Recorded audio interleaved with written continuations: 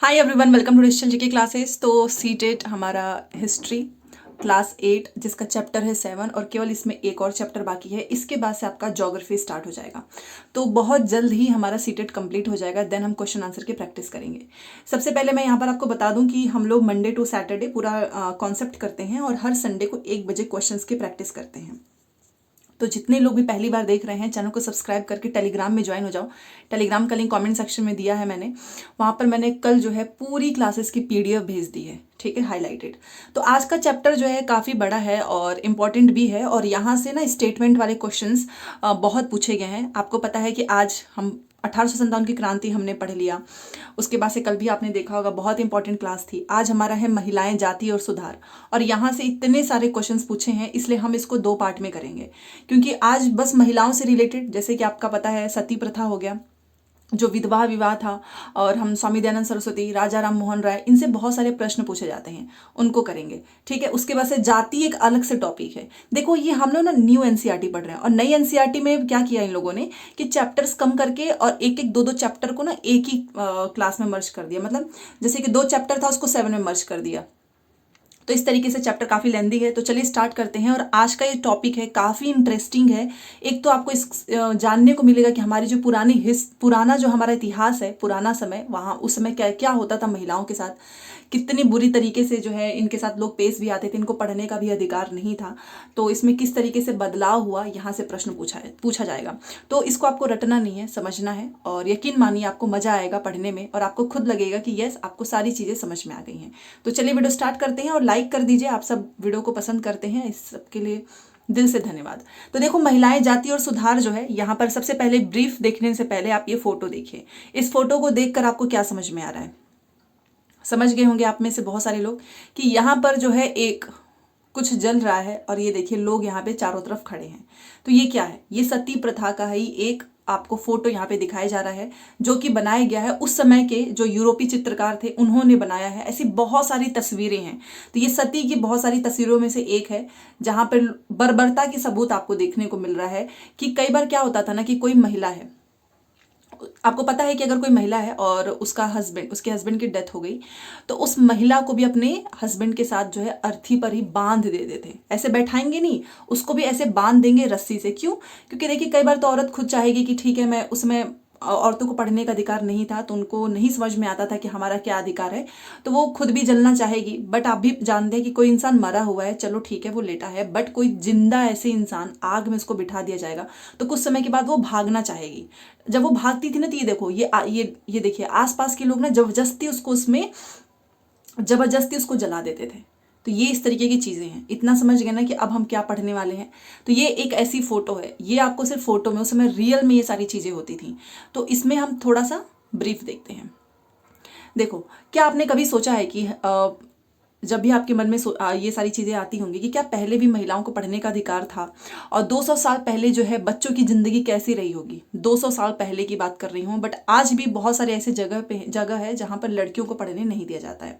आजकल मध्यम वर्गीय परिवारों की ज़्यादातर लड़कियाँ स्कूल जाती हैं और उनमें बहुत सारी जो है लड़कियाँ वो लड़कों के साथ भी पढ़ती हैं। बट आज भी मेंटेलिटी क्या है कि एक लड़की जो है एक लड़के वाले कॉलेज में नहीं पढ़ सकती है।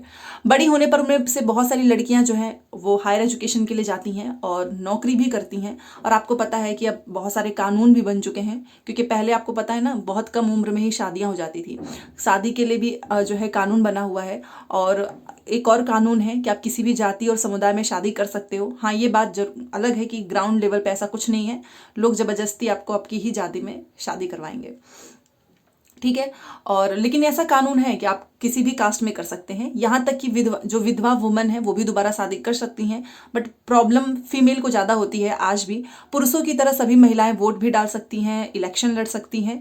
बेशक सभी महिलाएं इन अधिकारों का उपभोग नहीं कर पाती, ये भी एक रियलिटी। भले से कानून के नज़र में आप सभी को सारे राइट्स मिले हैं, बट बहुत सारी चीज़ें हैं जो कि ग्राउंड लेवल पर ऐसा नहीं होता है। हमारा समाज, ये सोसाइटी नहीं करने देती है। उसके बाद से देखो, गरीबों की शिक्षा के मौके मुश्किल से मिल पाते हैं, कम मिलते हैं या मिल ही नहीं पाते हैं। पैसे की दिक्कत, बहुत सारे परिवारों में लड़कियां अपनी इच्छानुसार अपना पति भी नहीं चुन सकती हैं। ये 200 साल पहले क्या, आज भी ऐसी ही हालत है। 200 साल पहले हालात तो बहुत भिन्न थे। ज़्यादातर बच्चों की शादी बहुत कम उम्र में, जब उनको समझ भी नहीं होती थी, उस समय ही कर दिया जाता था। इवन आपको पता है कि हिंदू और मुसलमान दोनों धर्मों के जो पुरुष हैं ना, याद रखिएगा, जो मेल है वो एक से ज़्यादा पत्नियां रख सकते थे। और ऐसा कभी नहीं होगा कि कोई वाइफ मर जाए, उसका हस्बैंड जिंदा है तो उसको भी ऐसे जलाएंगे, नहीं। सब कुछ केवल जो है फीमेल के साथ होता था। और ये देखिए, हिंदू मुसलमान के जो दोनों मेल हैं वो लोग शादी कर सकते हैं, एक से ज़्यादा पत्नियां रख सकते हैं। देश के कुछ भागों में विधवाओं से ये उम्मीद की जाती थी कि वे अपने पति की चिता के साथ ही जिंदा जल जाएं। मतलब औरत को जिंदा रहने का कोई अधिकार नहीं है उसका, अगर उसके हस्बैंड की डेथ हो चुकी है। तो इस तरीके से कई बार औरत अपनी स्वेच्छा से और कई बार जबरदस्ती मार दी जाती हैं, और ऐसी महिलाओं को कहते हैं सती। सती कहकर महिमा मंडित किया जाता था, और लोग इसको ना बड़ा प्राउड समझते थे कि चलो ये हो गई सती।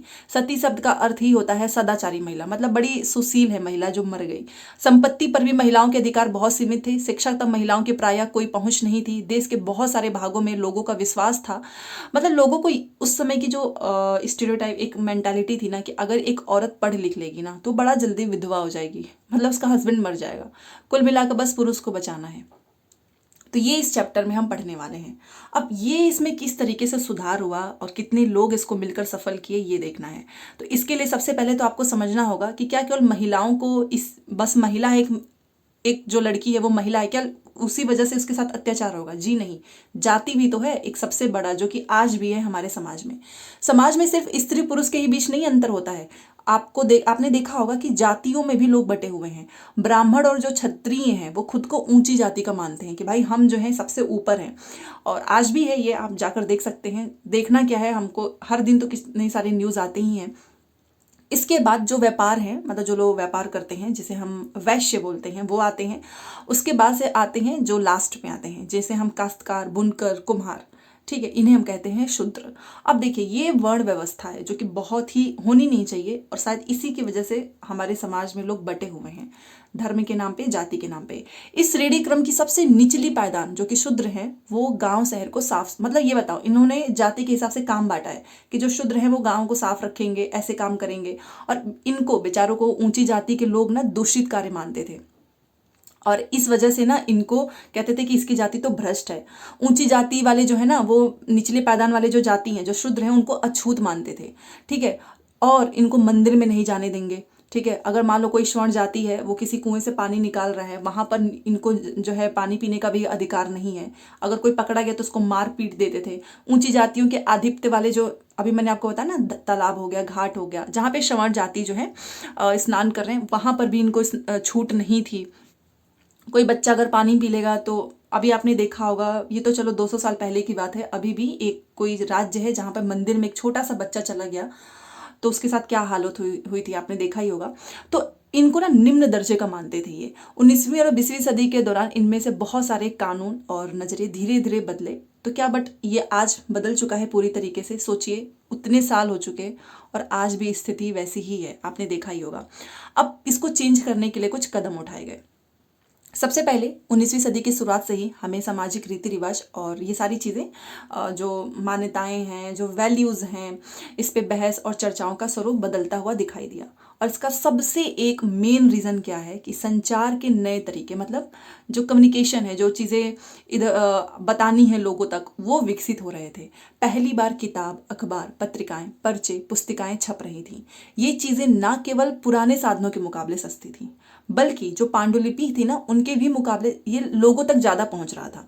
क्यों? क्योंकि ना इसको आम लोग भी पढ़ सकते थे, और बहुत सारे लोग अपनी भाषा में लिखते थे, तो लोग आराम से अपने विचार भी व्यक्त कर लेते थे। तो ये एक मेन रीज़न था कि संचार के नए नए तरीके विकसित हो रहे थे। अब लोगों तक बातें पहुंच रही थी, तो नए शहरों में तमाम तरह के सामाजिक, राजनीतिक, आर्थिक, धार्मिक मुद्दों पर पुरुष और कभी कभी महिलाओं के बीच में डिस्कशन होता था, चर्चा होता था, और ये चर्चाएं आम जनता तक पहुंच रही थी। तो इस तरीके से सामाजिक परिवर्तन के आंदोलनों से ये सब कुछ जुड़ा हुआ था। अब यहाँ से हम पढ़ेंगे हमारे राजा राम मोहन राय, जिनका एक बहुत ही महत्वपूर्ण योगदान है और ये प्रश्न पूछता भी है। तो देखो यहाँ से इस तरह की बहस जो है अक्सर भारतीय सुधारक और सुधार संगठन की तरफ से शुरू होती थी, जो चाहते थे कि भाई ये जो रीतियां हैं ये महिलाओं के शोषण करने के लिए है, इसे फायदा नहीं हो रहा है, इन्हीं की वजह से बदला। तो हमारे राजा राम मोहन राय इसी तरह के एक सुधारक थे, काफी विद्वान थे। उन्होंने कलकत्ता में ब्रह्मो सभा के नाम से एक सुधारवादी संगठन बनाया, जिसे बाद में ब्रह्मो समाज के नाम से जानते हैं। याद रखिएगा, राजा राम मोहन राय से रिलेटेड है ब्रह्मो समाज, क्योंकि ना आपसे आर्य समाज भी पूछेगा। तो आर्य हमारा स्वामी दयानंद सरस्वती से रिलेटेड है, और ये ब्रह्म समाज है राजा राम मोहन राय से।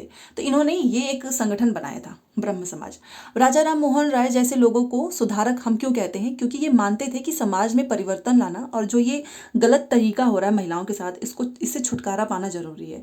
इनका विचार था कि इस तरह के परिवर्तन लाने के लिए सबसे पहले तो लोगों को मोटिवेट करना है कि भाई तुम पुराना व्यवहार छोड़ो और जीवन जीने का नया ढंग अपनाओ, क्यों वही पुरानी मान्यताओं पर चले आ रहे हो।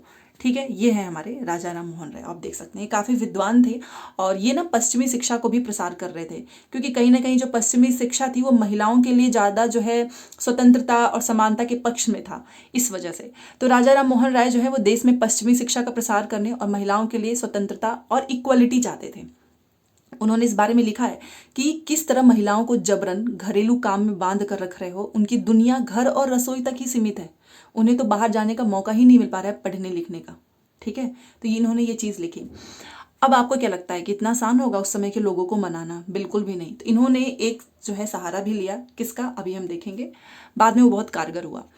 अब विधवाओं की जिंदगी में बदलाव लाने की कोशिश। राजा राम मोहन राय इस बात से बहुत ही ज़्यादा सैड थे कि भाई विधवा औरतों की तो अपनी खुद की कोई ज़िंदगी ही नहीं है, उनको कितना कष्टों का सामना करना पड़ता है। उनकी कोई गलती नहीं कि उनका हस्बैंड जो है पहले मर गया, अब उसमें उसकी क्या गलती है। तो इसी बात को ध्यान रखते हुए उन्होंने सती प्रथा, जो कि इनको कभी पसंद नहीं था, इसके खिलाफ मुहिम छेड़ी।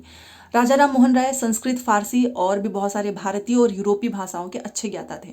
तो इसलिए अपने लेखन के जरिए यह सिद्ध करने का प्रयास किया कि प्राचीन ग्रंथों में विधवाओं को जलाने की अनुमति कहीं नहीं दी गई है। देखो उस समय के जो लोग थे ना, वो कोई बात नहीं मानते थे।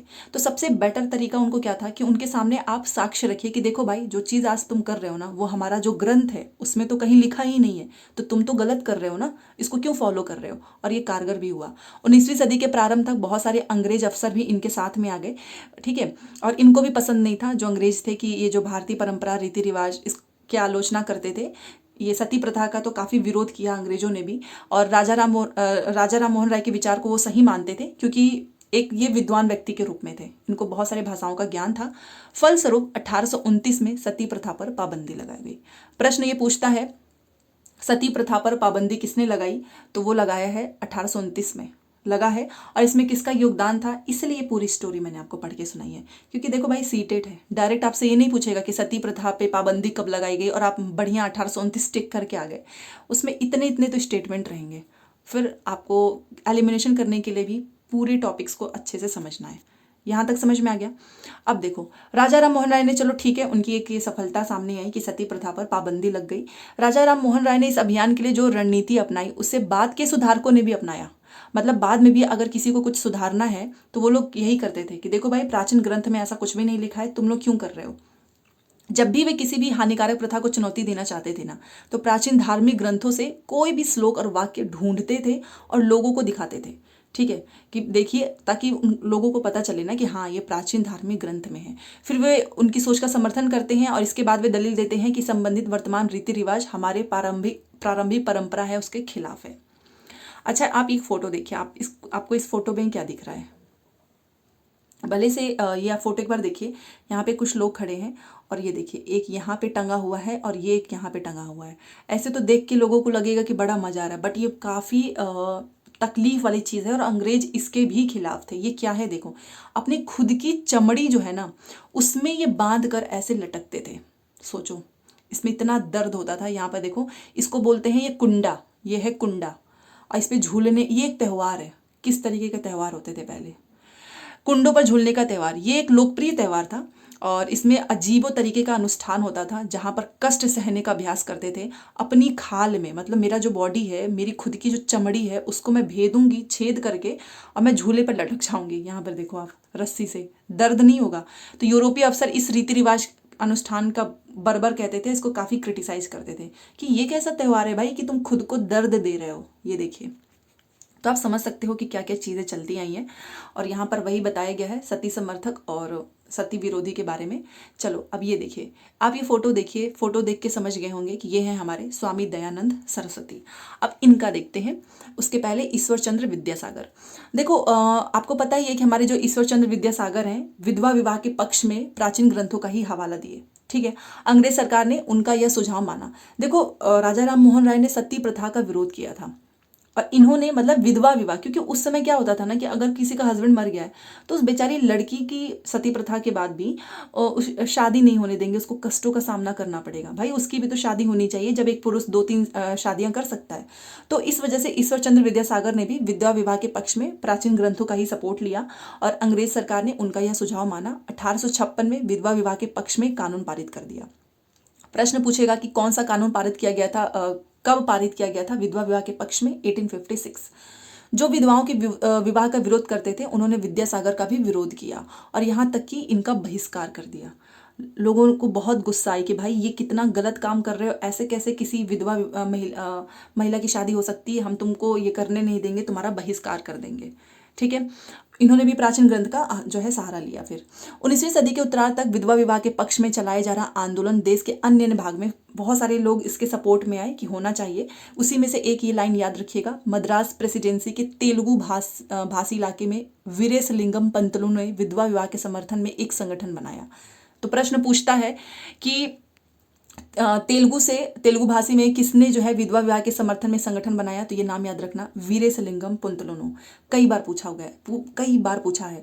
लगभग उसी समय बंबई में युवा बुद्धिजीवी और सुधारकों ने भी, मतलब बहुत सारे लोग इसके सपोर्ट में हैं जो ज्ञानी थे, जिनको सब पता था। वहीं पे हमारे उत्तर में आर्य समाज की स्थापना करने वाले स्वामी दयानंद सरस्वती ने भी विधवा विवाह का समर्थन किया। तो आपसे प्रश्न ऐसे नहीं पूछेगा कि कब क्या हुआ, प्रश्न पूछेगा कि विधवा विवाह समर्थन में किस किस लोगों ने सपोर्ट किया। सबसे पहले ईश्वर चंद्र विद्यासागर, फिर हमारे ये तेलुगु वीरेशलिंगम पंतलुनु और आर्य समाज के संस्थापक स्वामी दयानंद सरस्वती, इन सभी लोगों ने विधवा विवाह का समर्थन किया। ये सब कुछ आपसे पूछेगा। 3 लाइन सही लिखेगा, 3 ऑप्शन, एक ऑप्शन गलत लिख देगा। तो अब यहाँ से ये देखिए स्वामी दयानंद सरस्वती, और ये प्रश्न कई बार पूछा हुआ है कि आर्य समाज की स्थापना कब हुई, किसने की? 1875 में दयानंद सरस्वती ने किया। और क्यों किया था? हिंदू धर्म को सुधारने के लिए। ठीक है, तो ये वाला लाइन पूछा हुआ है। तो यहाँ पे हमने देखा कि बहुत सारे लोग सपोर्ट में आ गए। इसके बावजूद विधवा विवाह वाली जो महिलाएं हैं ना, मतलब जो विधवा महिलाएं हैं जो विवाह कर रही हैं, उनकी संख्या ज़्यादा नहीं थी, क्योंकि लोग एक्सेप्ट नहीं करते थे। जो एक बात बताओ, जैसे शादी करनी है, अगर पुरुष ही नहीं साथ देगा तो कैसे हो पाएगा? विवाह करने वाली विधवाओं को समाज में लोग स्वीकार नहीं करते थे और इस तरह रूढ़िवादी तबके इस नए कानून का भी विरोध किए कि ये कानून सही नहीं है 1856 का। ये है हमारे ईश्वर चंद्र विद्यासागर, जिन्होंने प्रयास किया और इनको लोगों ने बहिष्कार भी किया। अब लड़कियां स्कूल जाने लगती थी, इस यहाँ से भी प्रश्न पूछता है। और लोगों की मेंटेलिटी उस समय की देखिए कितनी ज़्यादा चीप थी। बहुत सारे सुधारकों को लगता था कि महिलाओं की दशा अगर सुधारनी है तो सबसे पहले उनको एजुकेट करो। कलकत्ता में विद्यासागर और बम्बई में बहुत सारे सुधारक ने लड़कियों के लिए स्कूल खोले। लड़कियों के लिए स्कूल किसने किसने खोला है, इस चीज़ को ध्यान रखना, ये पूछा हुआ है। 19वीं सदी के मध्य में जब इस तरह के प्रारंभिक स्कूल खुले तो बहुत सारे लोग उनसे डरते थे। लोगों को डर लगता था, पता है क्यों? क्योंकि लोगों को भय था कि स्कूल वाले लड़कियों को घर से निकाल ले जाएंगे और उन्हें घरेलू कामकाज नहीं करने देंगे। मतलब लोगों को इस चीज़ का नहीं था कि भाई लड़की पढ़ लेगी, कि भाई घर का काम कैसे होगा। स्कूल जाने वाली लड़कियों को सार्वजनिक स्थानों से गुजरना पड़ेगा, मतलब वो पब्लिक प्लेस में जाएंगी। और बहुत सारे लोगों को लगता था कि इससे लड़कियां बिगड़ जाएंगी, इसीलिए वो स्कूल भेजना नहीं चाहते हैं। लड़का नहीं बिगड़ेगा, लड़की बिगड़ेगी। उनकी मान्यता थी कि लड़कियों को सार्वजनिक स्थानों से दूर रखो। और 19वीं सदी में पढ़ने लिखने वाली ज़्यादातर महिलाओं को उनके उदार विचार वाले, जो मतलब जिनकी सोच थोड़ी अच्छी थी, तो उनके हस्बैंड या उनके फादर घर पे उनको पढ़ाते थे।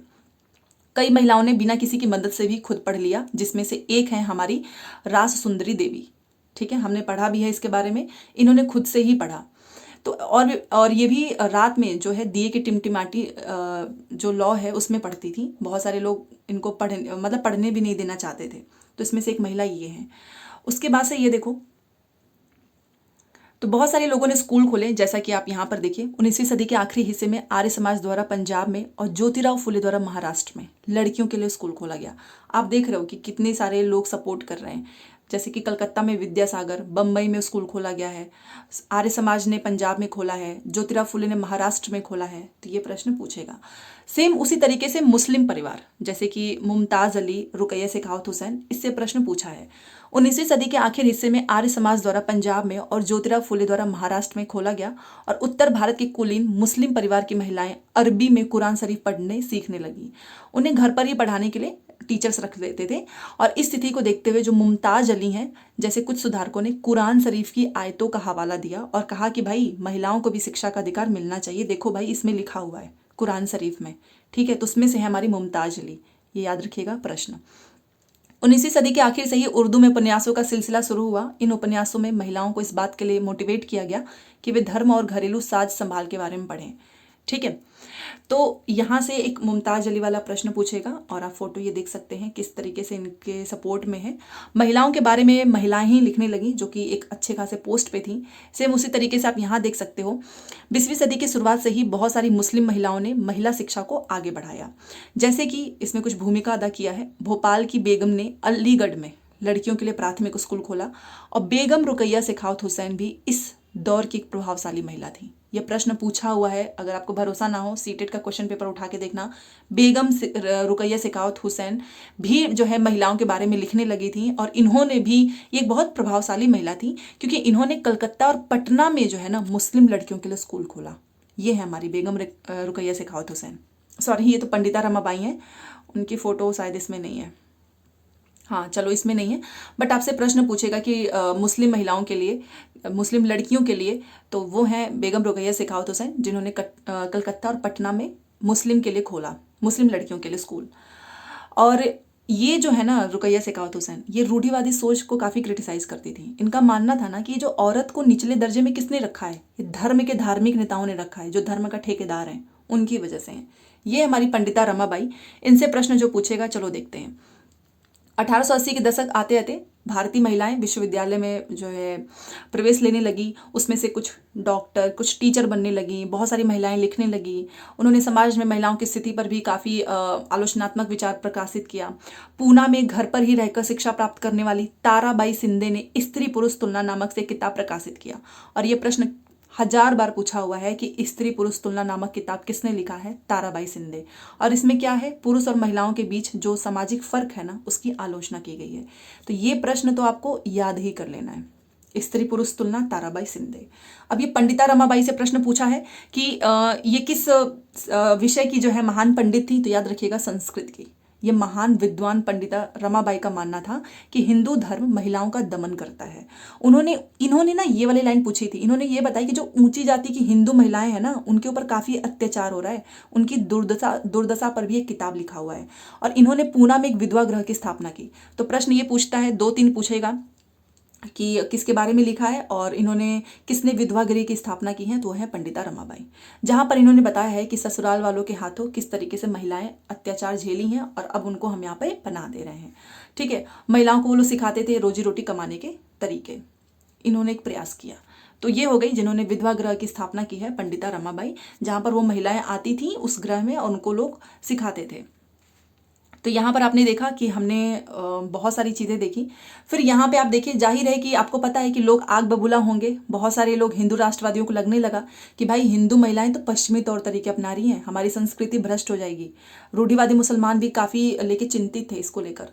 फिर 19वीं सदी के आखिर तक खुद महिलाएं भी सुधारों के लिए आगे आने लगी और किताब लिखी, पत्रिकाएँ निकालें, अलग अलग स्कूल खोला गया, महिलाओं को संगठित किया गया। और उसके बाद से 20वीं सदी की शुरुआत से वे महिलाओं को मतलब वोट, बेहतर स्वास्थ्य सुविधाएं और शिक्षा के अधिकार के बारे में कानून बनवाने के लिए भी दबाव बनाए जाने लगे। उनमें से कुछ महिलाओं ने 1920 के दशक के बाद विभिन्न प्रकार के आंदोलन में भी हिस्सा लिया। जवाहरलाल नेहरू और सुभाष चंद्र बोस जैसे नेताओं ने महिलाओं के लिए और अधिक समानता व स्वतंत्रता की मांग का समर्थन किया, ठीक है। तो लोगों ने आश्वासन दिया कि देखो भाई, जैसे ही हमको स्वतंत्रता मिल जाएगी ना, हम पुरुष और महिलाओं को वोट डालने का अधिकार देंगे। बट अभी महिलाओं को भी इस अंग्रेजी राज का जो विरोधी संघर्ष चल रहा है ना, उसमें समर्थन देना है, ठीक है। ये हो गया। अब ये पढ़ लेते हैं बाल विवाह के विरुद्ध कानून। अभी हम सिर्फ महिलाओं से रिलेटेड पढ़ रहे हैं, जाति वाला तो पूरा एक टॉपिक बचा हुआ है। इसमें आपको ज़्यादा कुछ नहीं पढ़ना है, बस इतना याद कर लो, बाल विवाह के विरुद्ध कानून। 1929 में बाल विवाह निषेध अधिनियम पारित किया गया। ये प्रश्न पूछा है। कब पारित किया गया? 1929 में। और इस कानून के अनुसार 18 साल से कम उम्र के लड़के और 16 साल से कम उम्र की लड़की शादी नहीं की जा सकती है। मतलब अगर लड़का 18 साल का है, लड़की 16 साल की है, तो उसकी शादी हो सकती है। समझ ही क्या होता है 18 और 16 में। बट इसको बाद में इसकी उम्र को बढ़ाया गया है। अब लड़कों का 21 कर दिया गया है और लड़कियों का 18।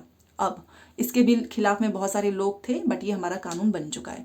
तो पुराना वाला भी याद रखना और नया वाला भी, बस इतना ही आपको याद रखना है।